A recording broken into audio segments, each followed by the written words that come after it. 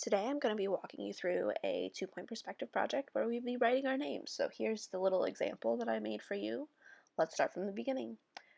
You need a pencil for sure, and then these other things are optional. If you do not have a ruler at home, you will need some sort of straight edge. So here I'm showing you that this also could have worked. It's a little notebook with a straight edge I could draw against. First thing we're doing is making 2 points that are about equidistant down from the top on either side of your paper. These points are going to be our vanishing points, and what I'm doing now is connecting them together with a line that's going to become the horizon line. And what a horizon line is a line that separates the sky from the ground. So that's what I have to start off with. This third point here is going to become the front corner of the first letter of your name.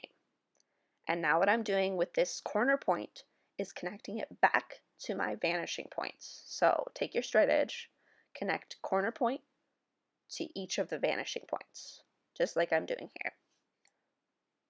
So connecting corner point to left side vanishing point, connecting corner point to right side vanishing point.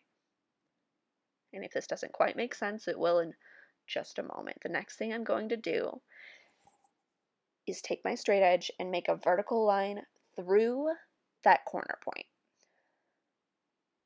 So taking my straight edge, making a vertical line up through the corner point. And then from the top of that vertical line, you're deciding how tall your letters are going to be. So make a line from the top of the vertical line that connects from the right side to the vanishing point and the left side to the vanishing point. Here, I'm going to do a little pointing. What you're looking at is the front corner receding into the distance on the left side and on the right side. So the reason it's getting pointy is because that's like the furthest point we can see in the distance. The next thing to do is to block out where your letters are going to go. So here's where my first letter of my name is going to go, on the larger side of the shape. And keep in mind this first letter needs to be the largest one because it is the closest to where you are in this perspective that we're creating. And I'm creating kind of block style letters. Feel free to make any stylized sort of letters you would like to, but they need to be more than just a line. The line's going to be really confusing. So could be block, could be bubble, whatever you come up with, but fill in the letters of your name, keeping them between those first couple of lines that we created together.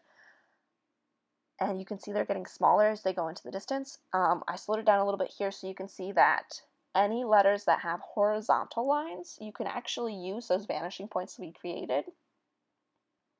This isn't super technical that we're getting into with two-point perspective, so if the vanishing point at this point is a little confusing, just eyeball it, it's okay. And there I've got my name. What I did next was go over it in pen. I skipped over that because I don't think you need to watch it. What we're doing next is switching over to the other vanishing point. Now we're looking at the left side of our paper.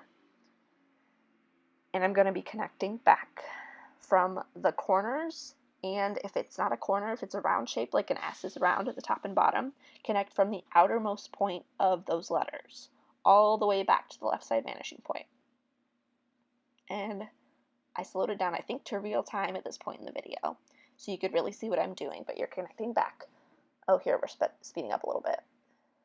From the outermost point and from the corners of all of those letters. And then once you get past that first side, whenever you run into the side of the letter, you stop drawing and it makes kind of an overlapping illusion. Here you can see, this is totally optional, that I chose to end and show the back of where my letters are. So I'm kind of switching vanishing points and creating lines that are parallel to the front part of the letter. So you can see that where my